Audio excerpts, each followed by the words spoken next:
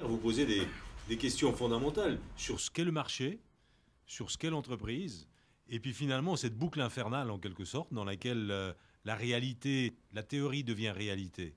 Et on est aujourd'hui, je pense, en train en quête d'une nouvelle forme d'entreprise. Hein. Donc ça apparaît à travers la gouvernance, mais quand on regarde un peu l'histoire du 19e siècle, la société par action, elle a émergé dans un contexte de possibilités, de besoins, d'attentes, de contexte politique.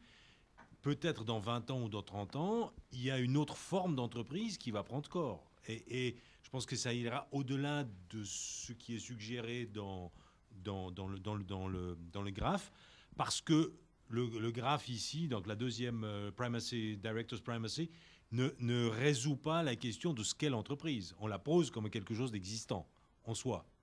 Mais on ne pose pas la question, enfin ne résout pas la question de ce qu'elle est. Ça, c'est en marge.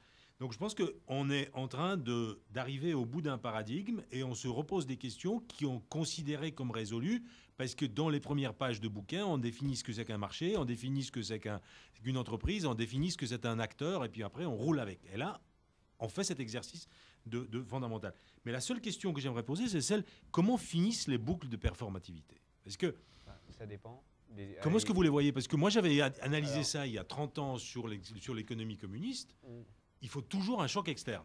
ouais, Hein. Il y a un reality check quelque ouais. part qui intervient. Et Mais, où est-ce que vous le voyez intervenir? alors, ça dépend en fait. Les travaux récents essaient de distinguer, en tout cas pour les aspects théoriques et éléments de la théorie économique en particulier, est-ce que les théories sont performatives, c'est-à-dire est-ce que le fait qu'elles soient adoptées par les acteurs contribue à renforcer leur validité empirique d'une manière telle qu'on continue à les adopter? Est-ce que les théories sont aperformatives, c'est-à-dire qu'elles ont finalement aucun impact? Donc certaines théories n'ont pas ces propriétés. Et est-ce qu'elles sont contre-performatives?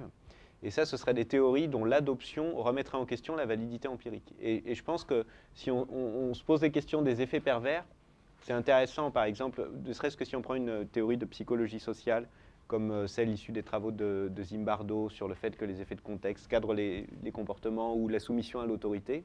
On peut se dire qu'il y a beaucoup de théories dont on aimerait bien qu'elles soient contre-performatives, c'est-à-dire que plus on les enseigne et plus les gens les connaissent, et moins ils adoptent les comportements correspondants. Si on sait que tout le monde a vu les expériences de 1000 grammes et que la tendance de 80% des gens, c'est d'électrocuter quelqu'un, on pourrait penser les gens qui ont été soumis à cette expérience, peut-être que s'ils se retrouvent dans ce contexte, ils vont adopter un comportement qui va faire en sorte que ça ne va pas se passer. Et du coup, si on refait le test de 1000 grammes dans 30 ans, ça ne marchera plus. Et c'est très bien.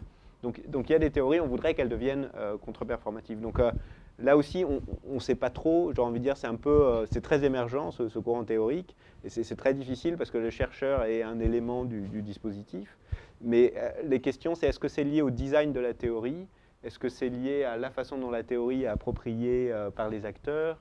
Donc là, il y a beaucoup d'éléments, mais on ne sait pas trop comment ça boucle et si ça boucle toujours et quelles théories peuvent boucler. Et j'ai envie de dire, là, il y a un côté très expérimental. Et il y a des travaux de Muniesa qui ont montré ça, où on est obligé de faire des expérimentations à l'échelle 1.